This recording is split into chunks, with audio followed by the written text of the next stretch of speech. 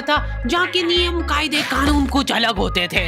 इस जेल के कैदी डेली अपने घर से बस्ता टांग के यहाँ पे आते हैं दिहाड़ी करने। कई माँ बाप उनके बच्चों को खुद इस जेल में फेंक के जाते हैं ताकि उनका बच्चा जिंदगी में एक सक्सेसफुल दिहाड़ बन सके।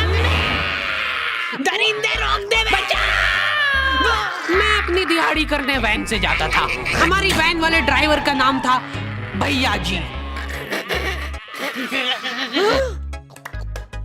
और उसकी वैन का नाम था मैजिक, जिसका हर दूसरे दिन टायर पंचर हो जाता था।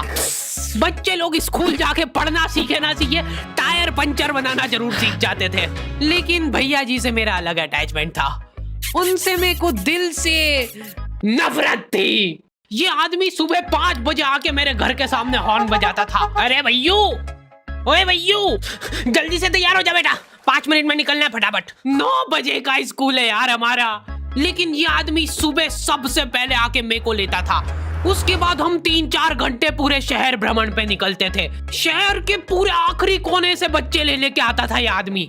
जहाँ पे वैन जा भी नहीं सकती उधर कूदा कूदा के ले जाता था ये, और फिर टायर पंचर हो जाते थे। शाम पड़े वापस से हमको घर घर छोड़ के आता था ये। जिंदगी बर्बाद कर दी थी भैया जी ने मेरी। सबसे पहले लेते थे और सबसे आखिर में छोड़ते थे। लेकिन मैं फिर भी उसी वैन में जाता था क्योंकि चमेली भी हमारी वैन में ही आती थी। और बात यह है कि वो मेरे पास ही बैठती थी, मतलब मजबूरन। उसके पास और कोई ऑप्शन ही नहीं बचता था और मैं बचाता भी नहीं था। मैं घर पे जाते से जो 2-3 घंटे मेरे को सोने के लिए मिलते थे उसमें सोता नहीं था और मैं प्लानिंग करता था कि कैसे चमेली सिर्फ मेरे पास बैठे। चमेली सबसे आखिर में आती थी और मैं सबसे पहले सुनसान वैन में चढ़ के बस्ता अपने पास में रख के और फसर के सो जाता था। बाकी सारे बच्चे अपना बस्ता गोदी में रखते थे क्योंकि तुम्हारे बाप की वैन नहीं है, मतलब मेरे भी नहीं थी। पर मेरे ऊपर भैया जी को तरस आ जाता था कि बेचारा 5 बजे से आया है, तो वो सोने देते थे। अरे कैसे चला रहा है ये गाड़ी? रुक जा, गाड़ी चलाना नहीं आती क्या? देखो, आदमी इतना तभी चिढ़ता है जब उसकी जिंदगी में कोई लड़की ना हो। नहीं है ना? नहीं, मैं समझ सकता हूँ लड़की ना होने का दुख दर्द। मैं भी किसी जमाने में लड़कियों की तलाश में गली मोहल्ले भटकता था। फिर एक दिन मेरे पास से वो निकली। जैसे ही मैंने हैपन खोल के देखा उसकी आईडी मेरे फोन पे चमक रही थी। हैपन ये एक रियल लाइफ डेटिंग ऐप है। यहाँ पे तुमको वो लोग मिलेंगे जो तुम्हारे आस पड़ोस से निकले हो कभी ना कभी। 100 किलोमीटर दूर रहने वाले लोगों से बात करके फायदा ही क्या जब तुम मिल ही ना पाओ। और अगर तुम्हारी घिनौनी शक्ल देख के यहाँ पे तुमसे कोई प्यार मोहब्बत नहीं भी करता है तो तुम फ्रेंडशिप तो कर ही सकते हो फिर भी। So go and check it out happen. Link is in the description. लेकिन मैं सोता नहीं था। मैं आंख बंद करके चमेली के घर का इंतजार करता था। तो क्योंकि चमेली आखिरी में आती थी तो वैन पूरी पैक पुक हो रखी होती थी। बच्चे बाहर उबल रहे होते थे और मैं अपना बस्ता पास में रख के एक्टिंग देखो एक्टिंग। और जैसे ही वो आती थी, हड़बड़ाना नहीं, ऐसे टाइम पे हड़बड़ाते नहीं है कि फटाफट बैग उठाया और आओ इधर बैठो जल्दी। मत करना ये हरकत, भाग जाएगी वो। ठरक नहीं झलकना चाहिए जरा सिक भी, एकदम सटल रखना है। क्या हुआ? और कहीं जगह नहीं है क्या? तेरे मुंह में मूत दूंगा मैं। अच्छा ठीक है, इधर ही बैठ जाओ। देख रहे हो एक्टिंग देखो तुम लौंडे की। ना जाने कौन सी नशीली खट्टी मीठी खुशबू लगा के आती थी चमेली। आज तक उसकी खुशबू है मेरी नाक में। मैं वो खुशबू का पूरा मजा ले ही रहा होता हूँ, इतने में एकदम भभका बास आती है निकाह से। जैसे ही मैं बाहर झांकता हूँ, मरा हुआ कुत्ता पड़ा है वहाँ पे। एक काली कार सूख करके निकली और मेरे बच्चे को मार दिया। कैसे करके निकली? शूक। ऐसे नहीं निकली थी, मैं यहीं पे खड़ा था, वो कार आई थी और जैसे ही वो बच्चा नीचे आया तब वो खड़ा, वो बच्चा चिल्लाया और फिर कार शूक करके भाग गई। उधर कुछ बच्चे ऑटो रिक्शा से भी आते थे स्कूल।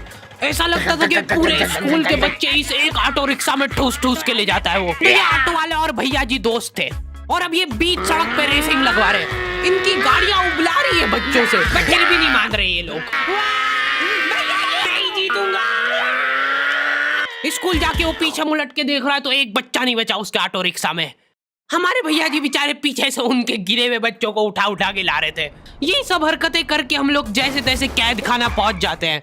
सुबह 5 बजे से निकलने के बावजूद हम लोग लेट पहुंच रहे हैं। वहाँ पे पहुंच के हमने देखा कि 4 लौंडे मरे हुए पड़े हैं। जिनको डॉन ने मारा है। डॉन हमारे स्कूल की इंचार्ज थी। डॉन का कद छोटा था और पेट मोटा था, और आश्चर्य की बात यह है कि समय के साथ उसकी हाइट कम हो रही थी। मतलब बड़े नहीं बड़े वो चलता एक बार को, पर इसकी कम हो रही थी। डॉन बहुत स्ट्रगल करके कार से स्कूल आती थी खड़े होके, क्योंकि बैठ जाए तो उसको सामने की सड़क नहीं दिखती थी। वो अलग बात है, खड़े होके भी पूरा नहीं दिखता था। हर रोज 2-4 कुत्ते कुचलते हुए आती थी वो। फिर मेरे को समझ आया कि रास्ते में जो कुत्ते दिखे थे वो डॉन इस कैद खाने में छत पे बैठी रहती थी स्नाइपर लेके। कोई भी कैदी कुछ गलत गतिविधि करता हुआ दिखता था तो वहीं पे, मैडम इनकी लाश का क्या करना है?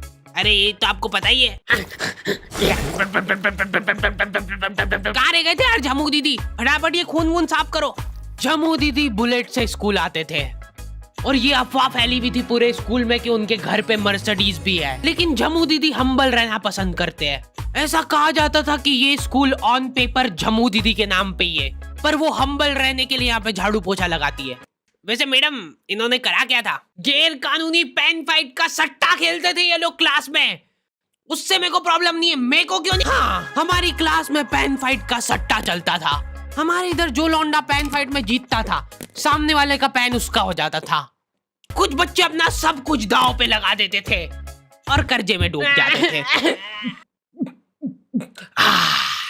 फिर भी वो लोग हार नहीं मानते थे और अपने दोस्त से पेन उधार लेके खेलते थे और वापस हार जाते थे। तो अब क्लास में कुछ बच्चों के पास पोटला भर के पेन पड़ा है और कुछ बच्चों के पास पेन ही नहीं है। पेन इस कैद खाने की करेंसी थी। जिसके पास जितने महंगे पेन वो उतना रईस। यहाँ पे ब्लैक में पेन इधर उधर होते थे। नॉर्मल लोगों के पास होते थे 5 रुपए वाले जीफी जेल, जो कि तुम एक पन्ने पे लिखोगे तो पीछे 10 पन्ने तक छप जाएगा। और उनसे भी गए बीते लोग होते थे जो 3 रुपए वाला यूज एंड थ्रो लेके आते थे और उससे भी उनकी अच्छी राइटिंग आ जाती थी। बहुत चिढ़ मचती थी यार मैं कौन से। और कुछ चुनिंदा रईस लोग होते थे जिनके पास होता था ट्राईमैक्स।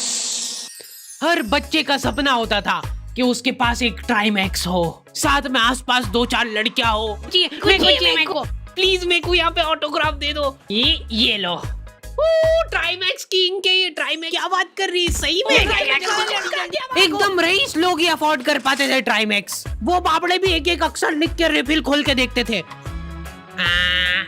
खाली हो रही है तो एक बार एक रईस बच्चे का ट्राईमैक्स चोरी हो गया। पूरे स्कूल में हाहू मच गई थी। वो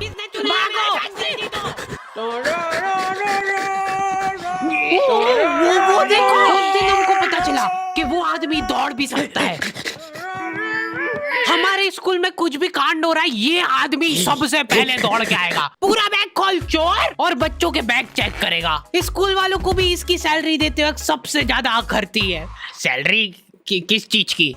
इस आदमी की शक्ल देख के ऐसा लगता था कि ये स्पोर्ट्स की आड़ में वैन वालों के साथ मिलके बच्चों की स्मगलिंग करता है। इस महान आदमी का नाम था भूषण। इसने अपनी जांग पे टैटू करा रखा था, भू अलग जांग पे, सड़ अलग जांग पे। सर कल से खो खो खेलने के लिए कितनी बजे आना है? वो तो बैग चेक करा पहले तू। इन्होंने पूरे कैद खाने के कैदियों को लाइन से खड़ा कर दिया है। पेन हमारी क्लास के बच्चे का गुमा है और पूरे स्कूल में ढूंढ रहे हैं लोग। आखिरी में पता चलता है कि वो बच्चा घर पे भूल के आ गया था उसका पेन। सॉरी बेटा, एक फेट में मुंह देगा।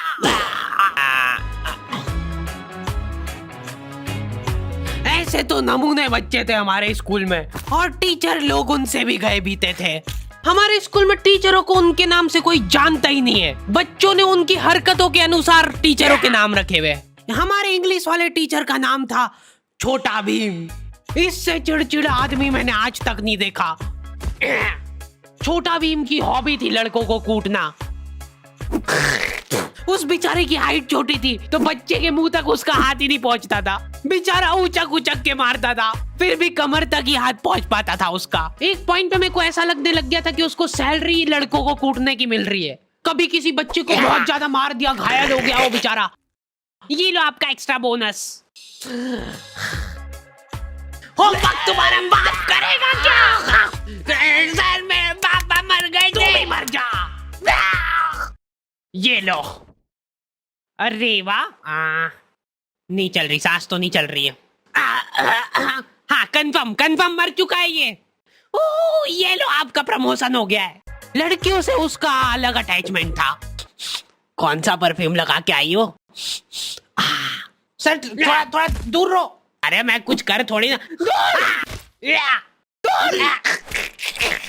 भोली सी सूरत और आंखों में ठरक लेके स्कूल आ जाता था ये daily. So this means that